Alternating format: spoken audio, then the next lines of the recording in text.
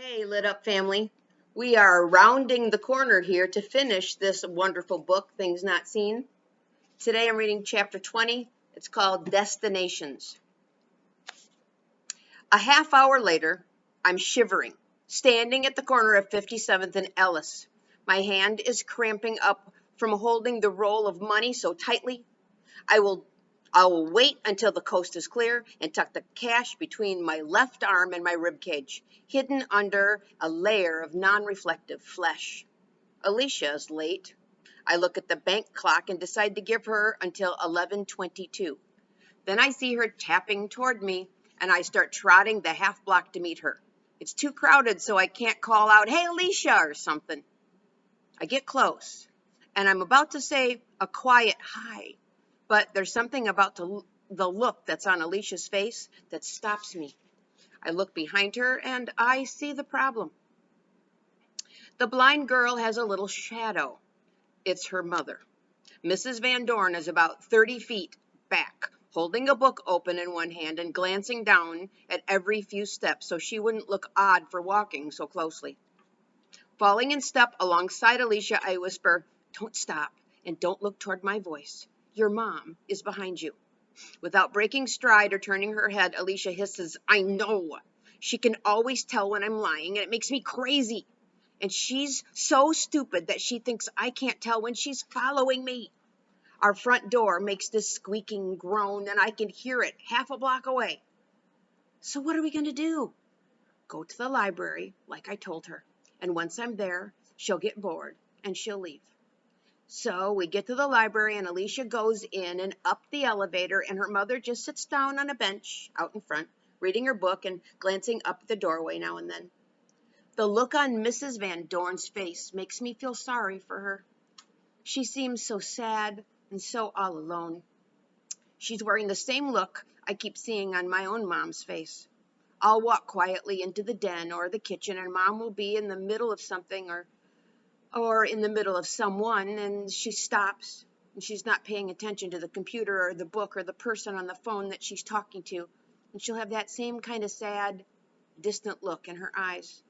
And I always have the feeling that she's thinking about me. I think Alicia's mom must do a lot of worrying, too. 10 minutes go by, and then Mrs. Van Dorn gets up, and she heaves a big sigh, and she puts her book under her arm, and she starts walking slowly back toward her house. She can go be sad and lonely at home. When I'm sure she's really gone, I go up to the third floor of the library. I find Alicia, and in 5 minutes we're looking for a cab to take us to the Sears corporate headquarters in Hoffman Estates.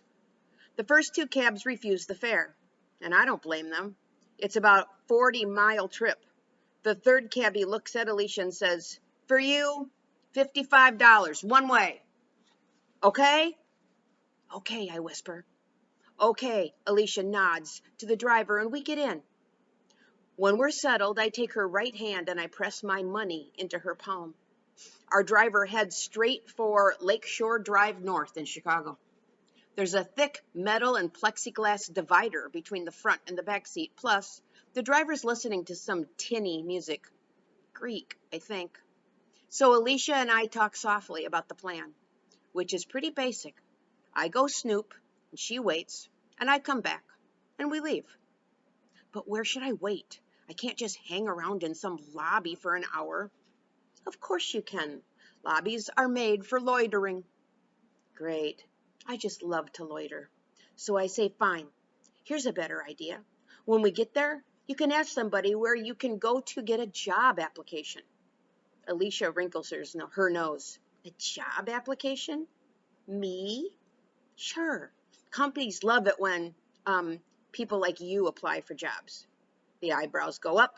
"Oh, people like me," she says. "You mean people with disabilities, right?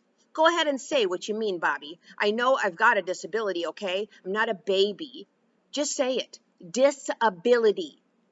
The driver is craning his neck, looking at Alicia in his mirror, uneasy about this angry outburst from his lone passenger. I whisper, "Shh, the driver. Okay. People who have disabilities. They'll be happy to interview you because they actually have to prove that they try to hire everyone. It's a federal law or something. Alicia hisses. It's called the Americans with Disabilities Act, Mr. Smart Guy, and I know all about it, all right? Fine.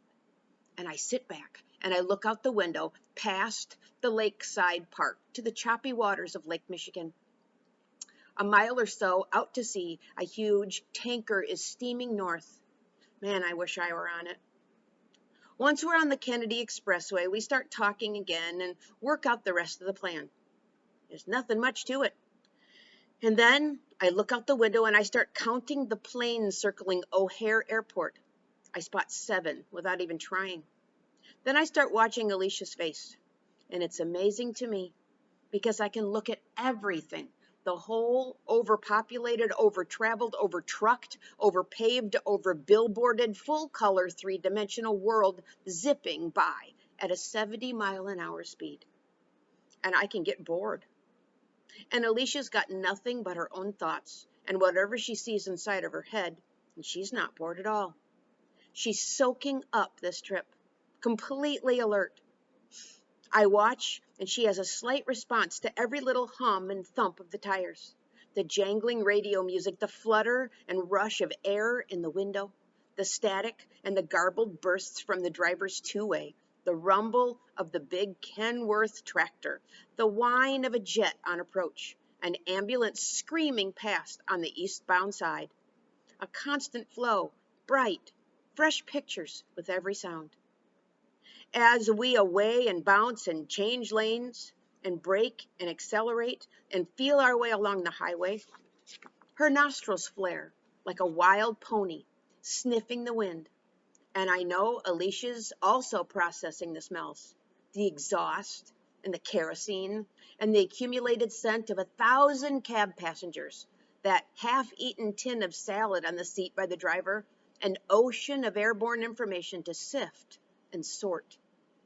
And watching her, I'm no longer bored. Still, it's a long ride. When we finally arrive, I'm not prepared for the scale of things.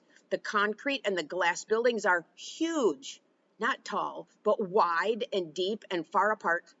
The place looks more like a college campus than a home of a retail giant. It's like they took the whole huge black Sears Tower and broke it into short chunks and painted it with friendlier suburban colors, and then spread it out over 200 acres of farmland. Bike paths, a fake pond or two, a basketball court, a huge daycare facility. Very pleasant, unless you don't know where you're going. The young woman at the reception desk inside the foyer of the main building looks at Alicia, taking in the whole picture, and says, "Miss, may I help you find something?" Alicia goes to work.